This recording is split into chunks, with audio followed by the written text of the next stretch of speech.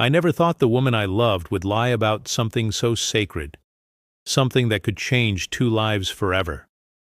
When I first met Emma, she was everything I ever wanted. Smart, confident, and had that warm, effortless smile that made everyone around her feel lighter. I fell for her fast. Maybe too fast. But when you're in love, logic doesn't stand a chance. We got married 2 years after meeting, and for a while, life felt perfect. We bought a small house on the edge of town. Nothing fancy, just ours. Every morning she'd make coffee while humming softly, and I'd watch her from across the kitchen, thinking, this is it. This is happiness. But I didn't know that behind that smile, behind those warm eyes, there were things she was hiding, lies that would eventually destroy everything we built together. It all started one evening when she came home looking different, nervous, almost trembling. I asked if something was wrong, but she just smiled and said, "No. Actually, everything's perfect." Then she took my hands, looked straight into my eyes, and whispered, "I'm pregnant." For a second, my entire world stopped. Then I laughed, out of pure joy. I lifted her off the ground, spinning her around as she cried into my shoulder. That moment, that lie, became the happiest day of my life. The next few weeks were a blur of excitement. We told our families, our friends, everyone. I started saving up for baby things, researching cribs, tiny socks, names. Every night I'd talk to her belly, even though it was still flat. I didn't care. I was already a father in my heart. But there were things that didn't add up. Her doctor visits were always private. She said she didn't want me to come because it made her nervous. I respected that. Or maybe I was too blinded by love to question it. Then came the morning sickness. She'd lock herself in the bathroom for minutes, sometimes hours, saying she felt sick. But I never heard her throw up. When I asked if she was okay, she'd just snap, "You think I'm lying about this?" And I'd immediately back off, guilt flooding in. How could I doubt her about something so serious? Still the feeling lingered, that quiet unease that something wasn't right.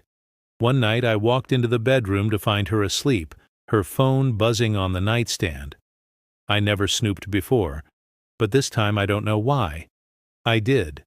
The message preview read, "Did you tell him yet?" I froze. My hands trembled as I opened it. There were multiple messages from an unknown number. "He'll find out eventually.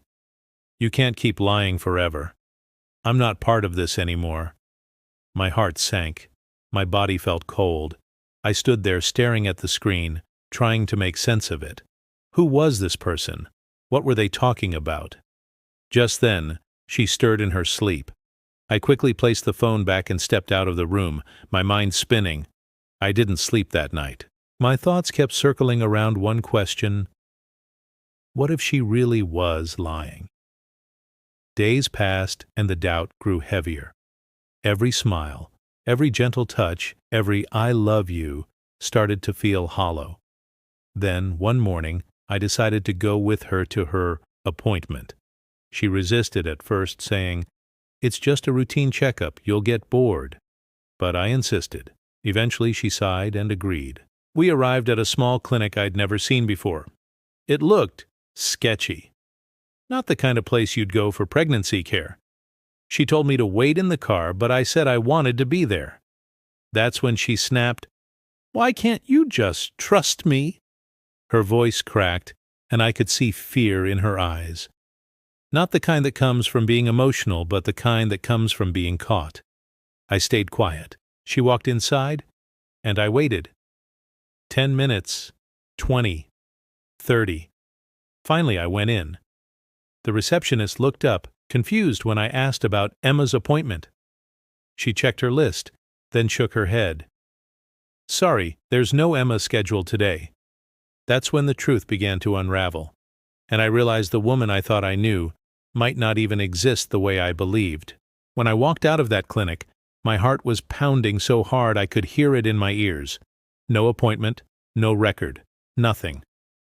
I sat in the car staring at the steering wheel, waiting for her to come back, but my mind was already racing ahead. When she finally walked out, she looked calm, too calm, like she had practiced this. She smiled at me, pretending nothing was wrong. "Everything's fine," she said. "Doctor says the baby's healthy." I forced a smile, but inside, I was breaking apart. She talked about vitamins and ultrasound schedules, but there was no paper in her hand, no prescription, no medical record. Nothing. That night, while she showered, I sat alone in the living room, the sound of water echoing like static. My hand shook as I searched her name on hospital websites, nearby clinics, even her insurance portal.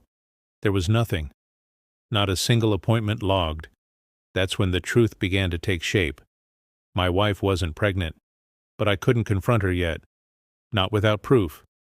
So I did something I never thought I would do to someone I loved. I played along. For weeks I pretended nothing was wrong. I asked about baby names, rubbed her stomach, smiled at her stories. Every word I said felt fake, but I needed to see how far she would go. Her lies started to trip over themselves. One day she said it was a girl. A week later she said the doctor couldn't tell. She started mentioning new clinics, new doctors, none of which existed. I kept notes, dates, details, every inconsistency. The notebook felt like poison in my hands, but I couldn't stop writing. Then came the baby shower. Her friends planned it, decorating the house in pink and gold. Everyone brought gifts, laughter, joy, and I stood there watching her unwrap baby clothes for a child that didn't exist. I smiled, I clapped, and I died a little inside. When she lifted a tiny onesie and said, "He's going to look so cute in this," I had to look away before my face gave everything away. After everyone left, she hugged me and whispered, "Can you believe it? We're finally going to be parents." I couldn't speak. I just nodded, then went to the guest room that night and cried quietly. It wasn't anger that came first. It was grief. The woman I loved had turned my dream into a lie. But I couldn't stop now. Something told me there was more. The messages on her phone haunted me. "You can't keep lying forever. He'll find out eventually. If you don't tell him, I will." One morning, while she was watering the plants, I unlocked her phone again. I found the same chat. New messages, same number. The name wasn't saved, but I copied the number and searched it online. It led to a man's Facebook profile. His name was Ryan Cooper. There was a photo of him with Emma, her hand on his chest, both smiling. The caption read, "Throwback. Some memories never fade." My hands went cold. I felt my entire world tilt. The fake pregnancy, the secrecy, the random mood swings, they all led back to him. That night I confronted her. "Who's Ryan?" I asked. She froze. "He's just an old friend." "An old friend who's threatening to expose you?" Her eyes widened. I saw fear. The kind that comes only when someone realizes they've been caught. "Stop lying, Emma," I said quietly. "I know you're not pregnant." She broke. Tears fell fast, her voice shaking. "I didn't mean for it to go this far," she said. "So it's true?" She nodded. "I thought you'd leave me. You've been so distant. I just wanted something to hold us together. I thought if you believed we were having a baby, maybe you'd love me again." I stared at her, disgusted and heartbroken at once. "So you lied about creating life to save a marriage built on lies?" She sobbed harder, but I couldn't feel sorry anymore. "And Ryan?" I asked. "What does he have to do with this?" She hesitated, too long. "It's complicated." That silence told me everything I needed to know. I left the house that night, drove with no destination, the city lights blurring past like ghosts. Every word, every smile, every promise replayed in my head until I couldn't breathe. But I wasn't done. She had lied to me, lied to everyone we loved, and destroyed the trust that held our lives together. So I made myself a promise. If she wanted to play pretend, I'd play too. But this time, I'd be the one writing the ending. I woke up the next morning with swollen eyes and a hollow feeling in my chest. The kind of emptiness that doesn't go away with sleep. But beneath it, there was something else. A fire. I wasn't going to let her walk away clean. Not after everything she made me believe. Not after making me mourn a child that never even existed. So, I started my plan. Quietly. Patiently. For the next few days, I pretended like our fight never happened. I came home early, made dinner, smiled when she talked. I even apologized. The cruelest lie I've ever told. "I'm sorry for overreacting," I said. Her eyes softened. She smiled, relieved. "I knew you'd understand," she whispered. She thought she'd won me back, but what she didn't know was that every word out of my mouth now had purpose. While she slept, I gathered evidence. Her phone screenshots, call logs, Ryan's messages, even photos from social media. Every piece fit together like a puzzle, and when I looked at it all at once, it made me sick. Ryan wasn't just an old friend. He was her ex, and from what I saw, they had never really stopped seeing each other. Some of the messages between them were months old, long before the pregnancy even started, and one line kept replaying in my head. "If you tell him it's his, we're both done." That one sentence told me everything. She didn't just lie, she used me. And her lie was meant to cover something even worse, a fake pregnancy to hide a real affair. That realization hit me harder than anything else. I stared at our wedding photo. Her in white, me smiling like a fool. I wanted to throw it across the room, but I didn't. Because now, I had a plan. I didn't want revenge that screamed. I wanted one that echoed. So I played the role she wrote for me, the loving husband. I attended fake appointments, held her hand, and even helped her pack for her mother's house when she said she needed rest.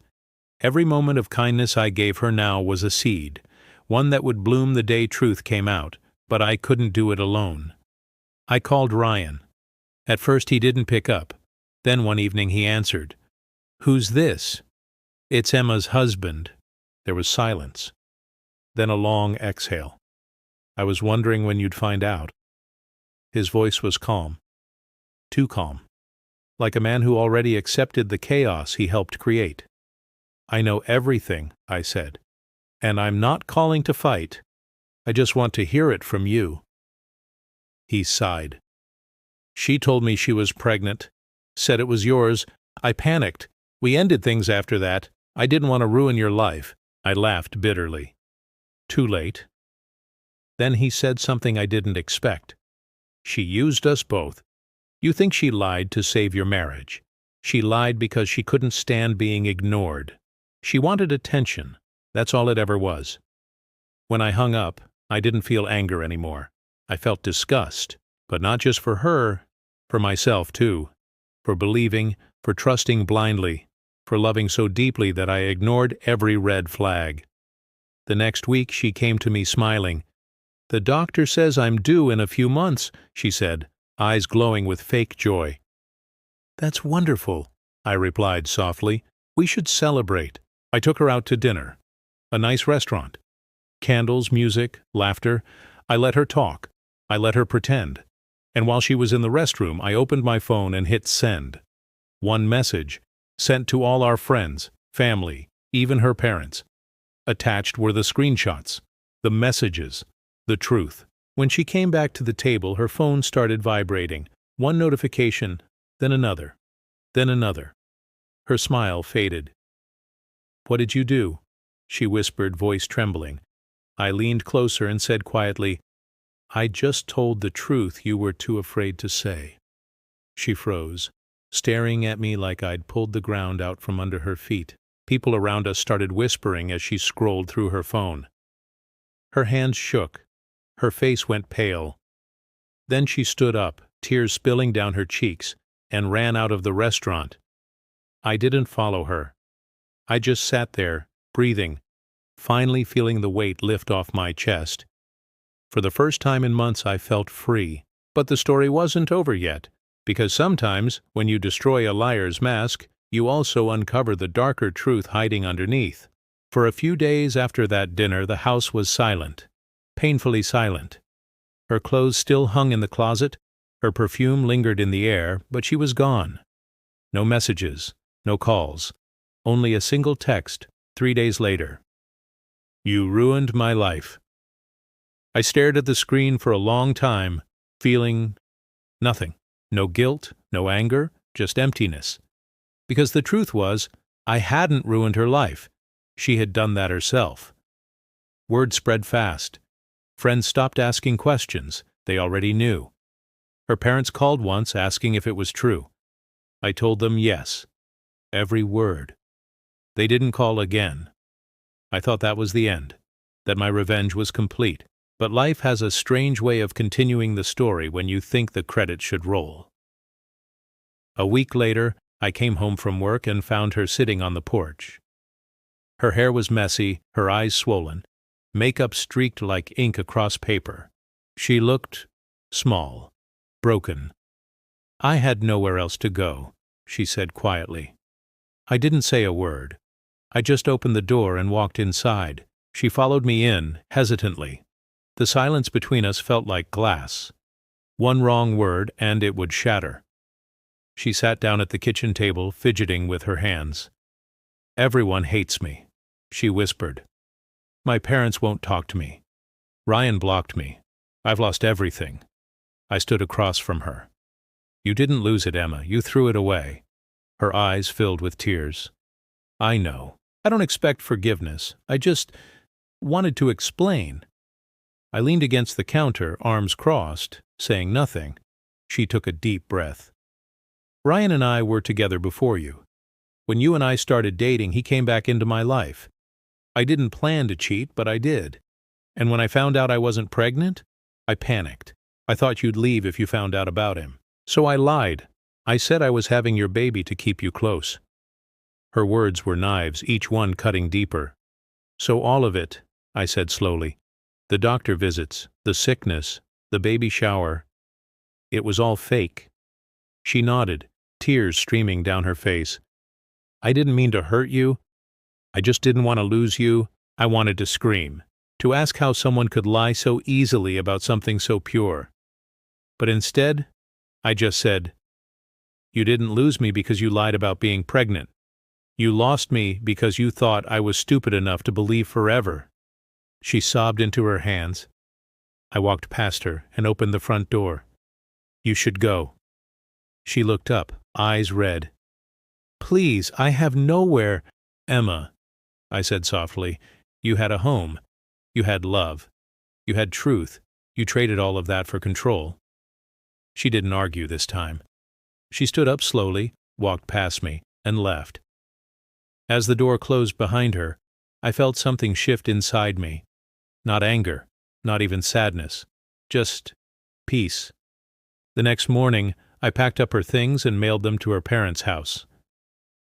I didn't leave a note. There was nothing left to say. Weeks passed. The silence in the house became comforting. I started sleeping again, cooking again, even laughing again. But one night, as I sat on the couch watching the rain hit the windows, my phone buzzed, unknown number. I opened the message. "She's in the hospital. Please come." It was from her mother. My heart dropped. For a moment, I just stared at the screen, frozen. Then I grabbed my keys and drove through the storm, the roads blurring under the rain. When I got there, her mother was waiting outside the emergency room. Her eyes were red. "She took too many pills," she said quietly. I felt the air leave my lungs. In that moment, revenge didn't feel like victory anymore. It felt heavy, cold, empty. I went inside. She was lying in a hospital bed, pale and weak. Tubes, machines, the rhythmic beeping of a monitor. When she opened her eyes and saw me, she started crying softly. "I didn't want to die," she whispered. "I just wanted it all to stop." I sat beside her, silent. "I don't deserve forgiveness," she said. "But I needed you to know that. I loved you. I just didn't know how to show it without breaking you." I looked at her, the woman who once made me believe in forever, and said quietly, "You didn't need to fake love, Emma. You just needed to be honest." She nodded weakly, tears rolling down her face. I stayed until she fell asleep. Then I walked out of the hospital, the rain still falling, and as I stood there under the gray sky, I realized something. Revenge doesn't heal pain. It just mirrors it. What truly heals is letting go. The rain that night didn't stop. It followed me all the way home, tapping against my windshield, whispering memories I didn't want to remember. When I pulled into the driveway, I sat there for a long time with the engine running, staring at the empty seat beside me.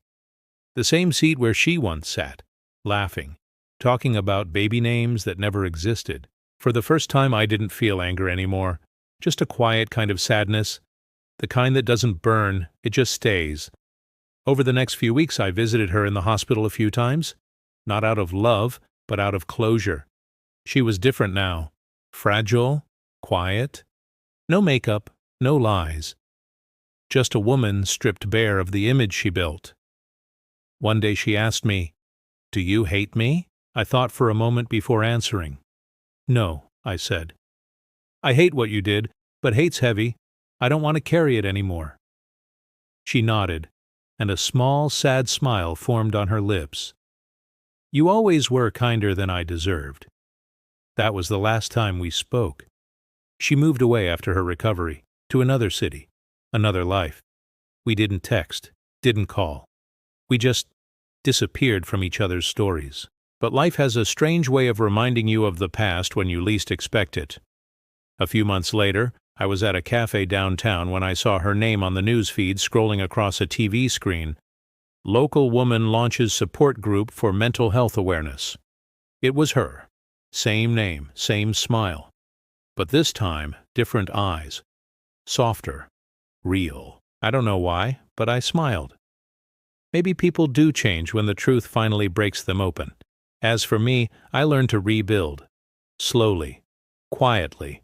I threw myself into work, spent time with people who reminded me what honesty felt like. I even started volunteering at a children's shelter. Maybe part of me was still trying to fill the space she left. The space that once belonged to a child who never was. Sometimes at night I still think about the life we could have had if she had told the truth from the start.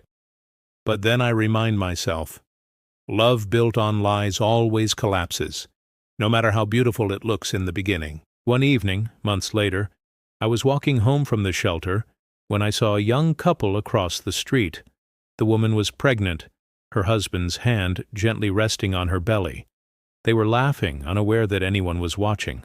For a second it hurt, but then I smiled, because I realized something. I was finally free. I wasn't the man who was lied to. I wasn't the man who needed revenge. I was the man who survived it, learned from it, and walked away stronger. The storm had passed, and in its silence, I finally understood the truth. I wish I'd known all along. You can't control what people do to you, but you can control what you become after they do it.